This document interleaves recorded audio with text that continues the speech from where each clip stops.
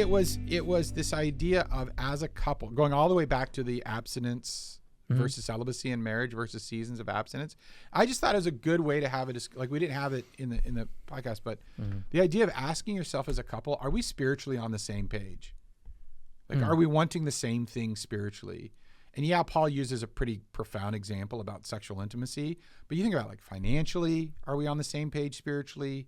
How the kids are going to church? How often do we go to church? What do we want for the kids? What are we? And so Paul is, again, it's like a third or fourth level conversation in there, but it's a conversation about, as a couple, being on the same page spiritually.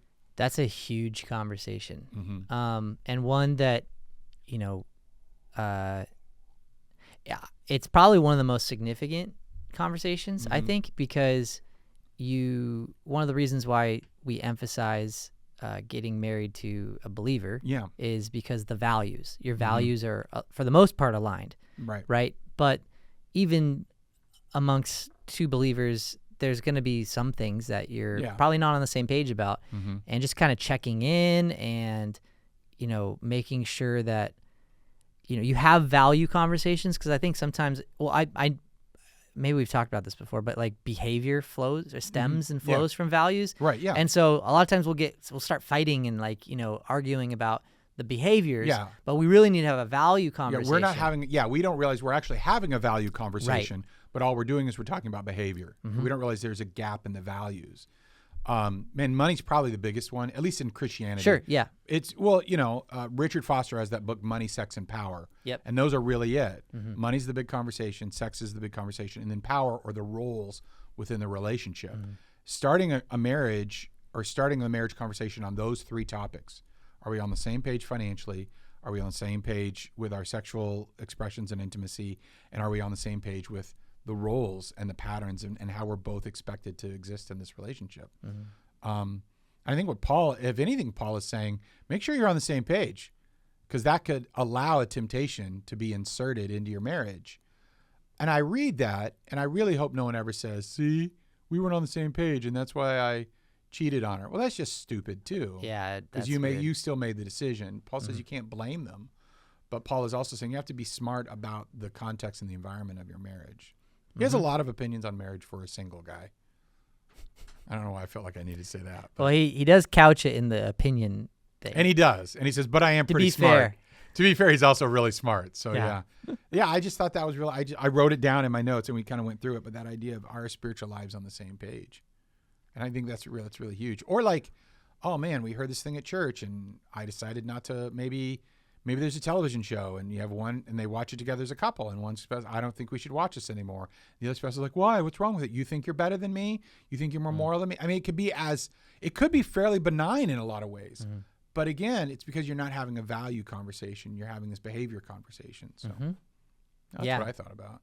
Yeah, it's good. That's really good. Yeah. I think that on what did we miss? We didn't really miss, I think, too much, but there's so much in here that can become, not following the thread or one verse theologies. Oh, yeah. And so I actually found this, going into prep for like chapter 6, we talked about the tension of about chapter 6, but reading 7 I was like, oh my gosh, actually 7 could be much more contentious. Than 6. I found myself a little more like, okay, we're going to have to do the work on this, not to explain it away. I don't want people to hear say, oh, well, you just, no, but to be faithful to it, to figure out what is really going on.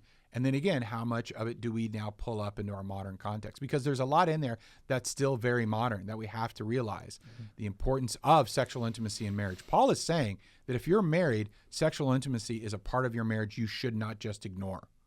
And definitely don't weaponize it against each other. Right. Don't weaponize. Yeah, don't. It's because we talked a little bit about it, like the not, okay, therefore non-consensual, just like demand. Right. And that's one end of the spectrum. The other one would be the weaponization of it in the restraint of it. Like, right, yeah. So yeah. There's the demanding of it and the withholding of it. And a lot of times those sexual politics within a marriage, they do exist. We've counseled enough couples to know they exist. And so I think Paul is saying this is an important part of your marriage, and Paul is willing to talk about it out loud.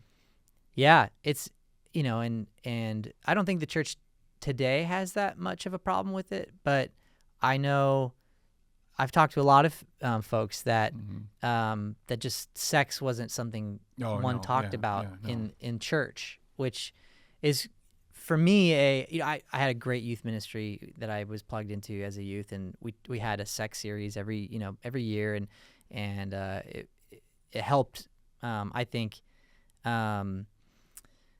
build an incredible framework of sex and marriage and all the things that, as a young person I was looking forward to. And so, for the church to shy away from this kind of conversation seems crazy to me, because one, the experience I had, in church, and then two, it's the Bible's fraught with sexual ethics and, instruction, and it's a beautiful expression of love to one another as well. Christianity, Judaism and then Christianity is one of the few religions that tied relational love, romantic intimacy with sexual intimacy. Most of the ancient world did not do that.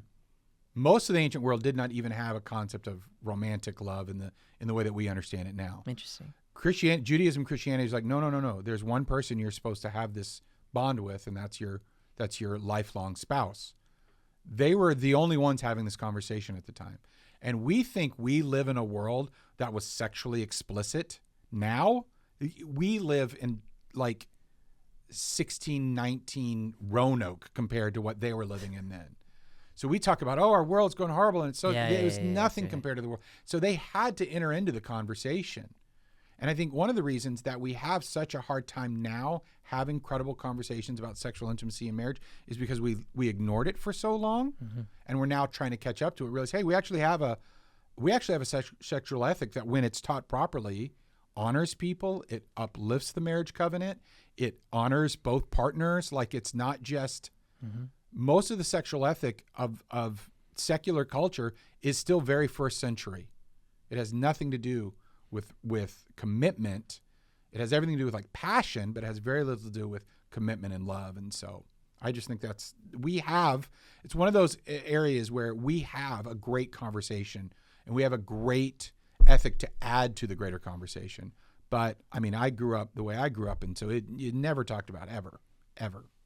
Yeah, I think, I don't know. Well, I mean, obviously we're in season 2 right now, so we're going through 1 Corinthians. So probably won't take a topical, day to go through something like that. But when, I mentioned last episode, we had sex series, in youth, when I was a youth pastor, and I really enjoy the conversation because of the freedom it brings to a lot of people. Yeah.